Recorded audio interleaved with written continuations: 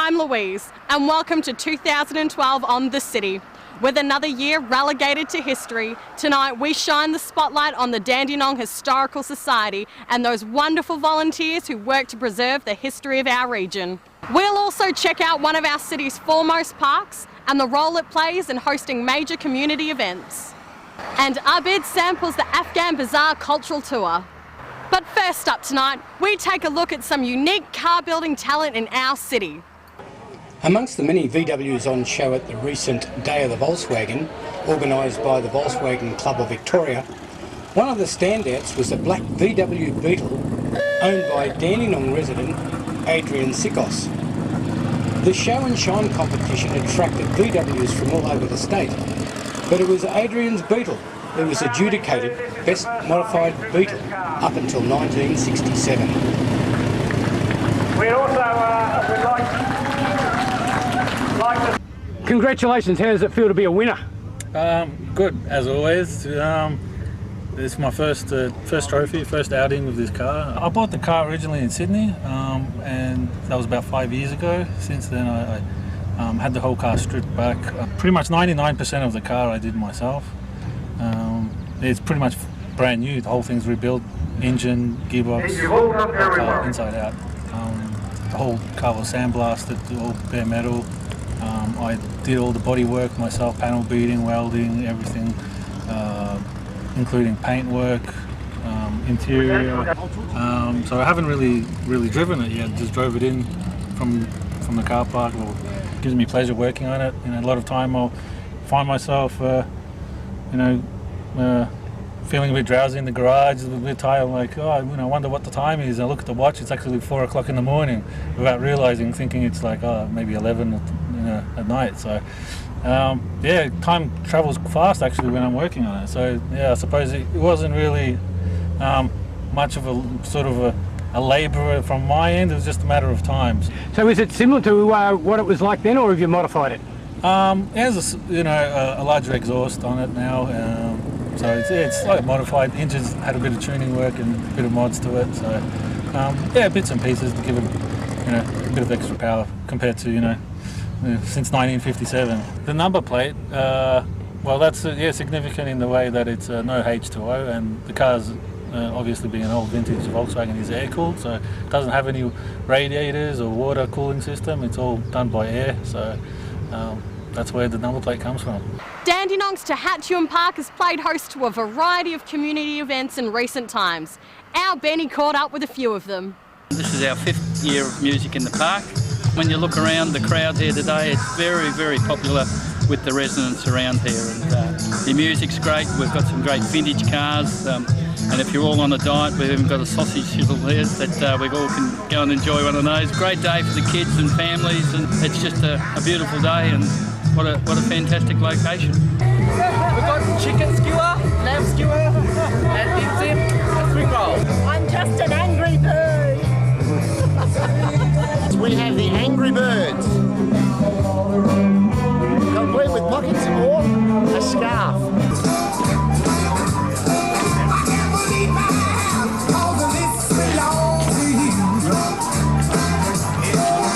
Top Cat Dancers, we promote fun through dancing, basically. And it's not about how good you look, but it's about getting out there and having a bit of fun. You don't have to be a great dancer, you just have to enjoy yourself, and that's really what Top Cat Dancers promote. We teach basically rock and roll, but we also teach a bit of swing dancing. In fact, we teach Savoy Lindy Hop, which is a form of swing. Monday nights we teach at Springvale RSL from 7:30 through till 10 o'clock. We have a website, it's www.topcatdancers.com, so it's a nice, easy one to remember. Cars are to complement the rock and roll show that Dandenong Council's put on here in the park. It's no specific club, it's just owners of cars of this era who are happy to bring them out on a beautiful day like this. Gives people who don't have cars like this a chance to see them, walk around and have a look at them and find out what yesteryear was all about. Well, I came to Dandenong in about the end of 1947 from Hallam. As a kid just starting school, and went to Dandenong East State School, 1403. So I've seen a few changes in Dandenong over the years. Some I'd like to remember, some I wouldn't. But that's progress, I suppose.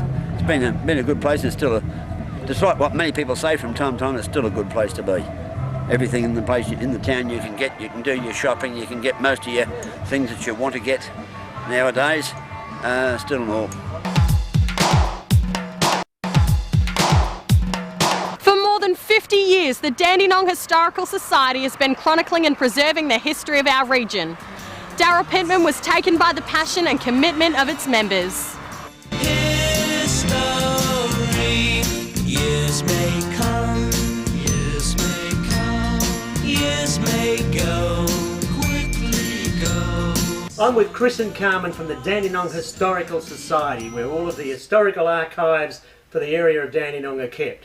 Chris, must be a lot of fun. I enjoy every minute of it. And Carmen, you've been here for a while as well, enjoying it. Yes, I think it's about 12 years, but I'm very glad Chris is here enjoying it as well. It makes it a lot easier for me. Well, you've got a wonderful team of volunteers, heaps and heaps of history. Yeah. What say we go on a little bit of a tour and check it all out? We'd love to do it. Let's go. Space is at a premium at the Society's home in Foster Street, Dandenong, with a huge array of books, newspapers, photographs and documents chronicling Dandenong's colourful history. Current President Chris Keys is a fifth-generation resident of the city. After my retirement, I decided that I was going to do some voluntary work in the community that I lived in. And the Dandenong Historical Society stood out for me because my family have been in this district for 6 generations. My parents bought their home in Herbert Street upon their marriage, lived in it and our family home was for 53 years. I've seen Dandenong grow from one fish and chip shop and a Chinese restaurant to now a whole plethora of eating that we can go to here in Dandenong. I've seen migrants come into Dandenong, which has absolutely changed our city, and it has changed it for the better. And so I wanted to make sure that we collected and we made sure that we kept the history of this city and the surrounding district. Carmen Powell served as the Society's president for 7 years. Many years ago, my grandfather told me his story, which was wonderful, so I began researching, and I came in here to do some research, and I found some terrific stuff for our family. I also knew somebody who was on the committee here, and he asked, in fact he begged, would I come onto the committee? And I think it's about 12 years ago. The Society actually has a proud history of its own. There has been a Dandenong District Historical Society for nearly 50 years, and we have the benefit of all past attributes of previous people that have been here who have collected and restored a great deal of the history of this district. At the time of the redevelopment of the Dandenong Town Hall, we were asked to move on, and the council couldn't find a big enough place for our collections. And so they, in agreement with us, relocated the object collection to Heritage Hill. But we've become simply an archive now. And even just being an archive, we've managed to fill this space that we have in only about 10 or 11 years. There are plenty of jobs to be done, and the volunteers are kept busy. We get lots of research requests from different people, not maybe for their family or ancestors back then, or else just about buildings or businesses or anything like that. And believe it or not, as we were filming, a typical request came up. Hello, Chris. Hi. Ian McDonald. Hi, Ian. How are you? Good, thanks. Hi, Carmen. Hi, Ian. I just wanted to see if you had headshots of people from the old Dandenong days. I'm talking about Harry Shepley of Shepley Oval, Keith Miller, the former mayor of Dandenong, and also Frank Sturin, who used to run dances from 1952 to 61 in the Dandenong Town Hall. Oh, Jan! Carmen! Help! Society Secretary Jenny Ferguson is one of the longest serving members. I just worked out that I've been a member for 38 years, and when I started, when we were in the rooms, it was a very different organisation. We had the museum, we had Laurel Lodge, and which was a house open to the public, and we didn't have the rooms open for research like we do now. Well, currently my major role is or my major goal is to get a catalogue up and running. We have nearly 50 years of collection, and we have a very diverse collection, but we do not have a catalogue. So when we respond to researchers' inquiries, we are mainly drawing on the experience of individual volunteers. And of course we're all getting older, and in time we won't be here with our knowledge, and every society like this needs a very comprehensive catalogue, but it's a massive job. So whatever I'm able to start now is really just the bones for somebody else to put the flesh on down the track. It's actually a never-ending process. You just sort of get through one box and there's another 50 to go, and people are constantly bringing in things.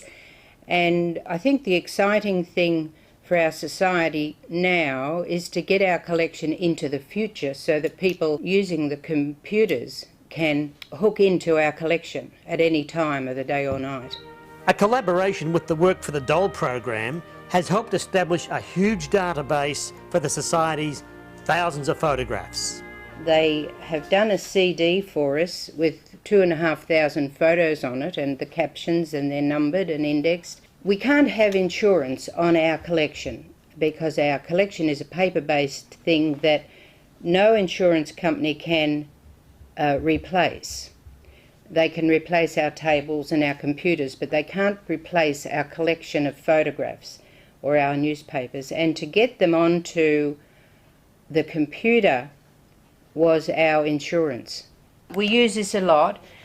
This keeps people's fingers off the actual photos. They can go through here, choose a photograph that they want scanned, and we can bring it up to a higher resolution for them. The Society also boasts a huge library of hard copy photographs. As you can see, we've got some fabulous photographs here. This is an early one of the main street, and it's wonderful to see the progression of the main street right up till today. It's just a little street where old friends meet and treat you in the same old way. These are precious photographs that we've got of hanging here.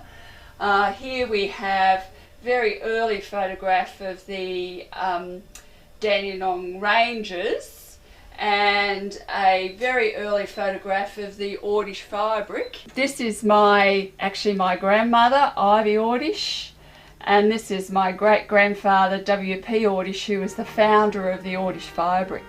And all of this really is a labour of love for Chris and her team of volunteers. We're all volunteers here at the Dandenong District Historical Society. We work in the rooms at least one day a week, and we have 9 volunteers who come here regularly. We are always very busy here on a Wednesday. We usually go home and collapse on a couch with a beverage of our choice at the end of the day. So what is it that keeps these fantastic people coming back week after week? I think capturing the stories maybe gets my juices going. I love it. I absolutely enjoy it. I find it interesting. Just knowing the history of Dandenong, I find very interesting. It is a wonderful group of people, a very cooperative, loyal group. They keep coming week after week. One of those who comes every week is Alf, who reckons he's the world's oldest paperboy. This is Alf, our paperboy, who comes in every week, brings the papers in and files them for us, and adds a lot of colour to the Dandenong Historical Society. I'm the youngest man around. I'm 58, but if you like to take it around the other way, Well, that's up to you. And what is the Society's main source of material in this new electronic age? I would say people bringing in photographs and family histories. That has been a great delight to us. Newspapers. We certainly use those newspapers probably on a weekly basis to research. We are just as interested in collecting today as we are collecting the past. We've got one wonderful member who is just constantly photographing the changes that are happening in Dandenong currently. He'll go up a whole street and photograph every property in the street. Now that's just amazing when in 3 months' time half of that's gone. It's fabulous to collect today as well as the past. And of course, Chris and her team would welcome your historic gems. We'd love to hear the stories of people who live in the district, people who've been here years and years, and also people who have only just come here, because everybody has a story to tell and we'd be delighted to hear them. The Society can be contacted on 9794 8967 or email dandhist@yahoo.com.au. Dandenong's Afghan Bazaar cultural tour has proved hugely successful. Who better than our own Abid Ahmadzai to check it out? Hi, Abid here from Thomas Street in Dandenong, where we're going to check out the Afghan culture scene, as our tour guide Bashir explains. Myself, my background is obviously I'm from Afghanistan, have been in Australia for 25 years. So I don't know whether I should call myself Afghan, Aussie Afghan, or Australian, whatever, but I'm here in this beautiful land whom we all call Australia. So one of the idea of this program, this project that is the Afghan Cultural Tour, we are grateful to City of Greater Dandenong that they began this cultural tour for two obvious reasons. One, and one of the main objectives was to promote City of Greater Dandenong and to let the wider community know that Dandenong has changed for better.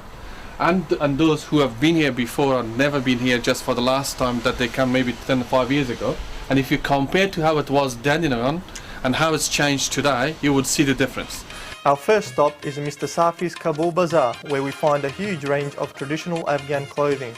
We've got traditional Afghan dresses that are worn across the countryside in Afghanistan, common practice around there in events such as weddings and ceremonies. This clothing is also worn during the traditional Afghan dance called the Atan, where a group of young males form a circle and dance around in a circle with a drummer that stands right in the middle of them and uses the traditional Afghan drums to make a beat. The drum on the left is used by women when they perform their Atan, and the drums in the middle, referred to as a dol or a tabla, are used by the men. It was then off to Najafi carpets. Afghanistan is famous for its colourful handmade carpets, and Najafi boasts a huge range of them. The carpet Bashir is standing on is a traditional Afghan carpet which is handmade, as Mr. Najafi explains. If it is handmade, it's take 3 weeks. 3 weeks. By three women. 3 women? Yeah, full time. Okay, and of course if the size is bigger, does that mean more people are Yes, working? yes. And is it usually the women that make these carpets? Normally women, yeah. By handmade, but not machine made. Machine made is different. Okay. Yeah. Pure silk carpets have sold at auction for as much as $100,000. Machine made is it's different, no, it's easier. But by handmade, the color is very, very important. The good one is natural vegetable color. But vegetable color is very important. The people, they make the colors. It's very, very important. Must be lot of experience, and more of them. The traditional color is like red on some small white on other colors. So, what is it that made you want to sell carpets? Because my grandfather was in the same job, my father. And then I want to continue my father's jobs because I will love it on family. So it's a generation to generation job. To generation, yeah. The carpets were a hit with the group. Very nice, very nicely made. And what did they like the most? The vibrant colours. Naan is a traditional Afghan bread, and at Sahar Takeaway we found out how it was made. Our host Reza cuts out the required amount of dough and places it onto the table. The dough is then kneaded into the required thickness and shape, and it is then placed onto a cushion-like pad, which he uses to slap the bread onto the tandoor. It is hot in there. The intense heat causes the bread to stick to the wall of the tandoor immediately. It takes about 2 minutes to cook, and then Reza pulls the bread out using specially designed tools. And there we have it, the finished product. It's gonna taste beautiful. Looks good. Next, we were off to a typical Afghan grocery store. So we're in the Bamiyan Halal Butchers, so we're gonna have a look at some of the halal meat that they sell here. And it's a meat that all Muslims, not only Afghans, but all Muslims eat. So we'll have a look and see what it looks like. As you can see, it's pretty normal as every other meat, so it's nothing special. The only difference is when the meat is slaughtered, there's it's sacrificed and there's a blessing given on the meat just prior to its slaughtering. So other than that, it looks beautiful. Yeah, there's no other difference. We've got a variety of sweets and biscuits and groceries, and they're all imported. So there's a little bit of local stuff, but a majority of the stuff comes across from around Afghanistan. So some beautiful juices and biscuits and sweets as well. Our guide Bashir tells the group a little bit about Afghanistan. And also it's a very mountainous country, it's a beautiful country. Unlike Melbourne, we have got 4 real seasons there. So when we say winter, it is winter. When we say summer, it is summer, believe me. So it's beautiful, beautiful nature, beautiful sort of trees, you know, sceneries. It's such a beautiful country. So that is the geography of Afghanistan. And one of the things about Afghan people, they're very, very hospitable people, very friendly, very peace-loving people. And you will see, as you can see, that we have been to different shops, as you can see, that really, very welcoming people, and they welcome you and they like, you know, to see guests and to look after them. And that when we go to this restaurant, you will notice as well. So enjoy this beautiful meal that we're waiting for you, and we're gonna have a wonderful dinner, and it's gonna be really good. So now we're going over to the Pamir restaurant where we're gonna enjoy some beautiful Afghan food. The tour ended with a traditional Afghan meal at the restaurant. We had some nice kabuli, which is rice with toppings of carrots and sultanas. We had some kofta, which is the meatballs, and we also had various other dishes, all very tasty. Yum! Keep an eye on the City of Greater Dandenong website for news of upcoming tours in 2012. The food at the end of it, it's marvellous.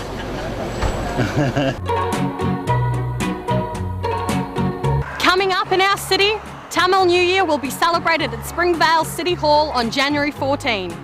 Call 0404 059 231 for further information. It's open day at Alex Wilkie Nature Reserve January 15. The natural bushland features flora and fauna and is ideal for casual strolls, barbecues and picnics. For further information, call City of Greater Dandenong on 9797 1757. The Do You Believe in Fairies pantomime is on at Heritage Hill Museum on January 21. Contact Heritage Hill on 9793 4511 for details. Bookings are essential. Incidentally, the Imagine sign behind me is a contemporary artwork piece by Emma Anna, which is part of a unique 2-year roving public art commission. We'll be taking a closer look at the city's public art program in the coming weeks. Well, that's it for tonight's show, and thanks for watching. On behalf of our team, I wish you all a happy and safe 2012. We look forward to your company again next week on The City. Until then, bye for now.